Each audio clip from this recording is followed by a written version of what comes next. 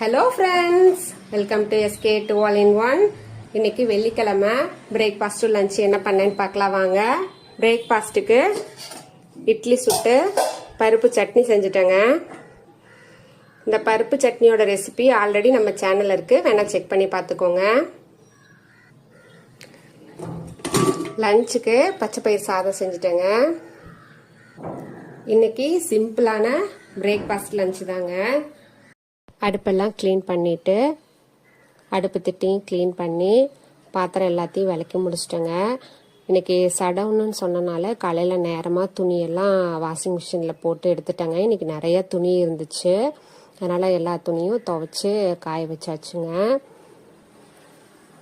அதுவும் இல்லாமல் பசங்களுக்கு நாளைக்கு லீவு அப்படிங்கிறனால சரி இன்னைக்கு எல்லா துணியும் எல்லாத்தையும் துவைச்சி போட்டுட்டோம்னா 2 நாள் கொஞ்சம் ஃப்ரீயாக இருந்துக்கலாம் அப்படின்னு சொல்லிட்டு அந்த வேலையெல்லாம் முடிச்சிட்டேங்க.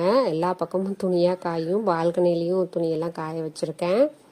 என்னோட பசங்களுக்கு பிரேக்ஃபாஸ்ட்டுக்கு இட்லி வச்சு பருப்பு சட்னி வச்சு கொடுத்தேன், சாப்பிட்டாங்க. இந்த பருப்பு சட்னி ரொம்ப பிடிச்சிருக்கும், மறுபடியும் கேட்டாங்கன்னு செஞ்சுட்டேங்க. லஞ்சுக்கு பச்சைப்பயிறு சாதம் வச்சு, ஸ்நாக்ஸுக்கு அரிசி முறுக்கு வச்சு பேக் பண்ணி ஸ்கூலுக்கு அனுப்பிச்சி விட்டேங்க.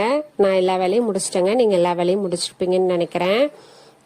இன்னைக்கு வெள்ளிக்கிழமைங்கிறனால கோயிலுக்கு போகலாம் அப்படின்னு பிளான் பண்ணிட்டு நாங்கள் கோயிலுக்கு கிளம்ப போகிறோம். தேங்க்யூ.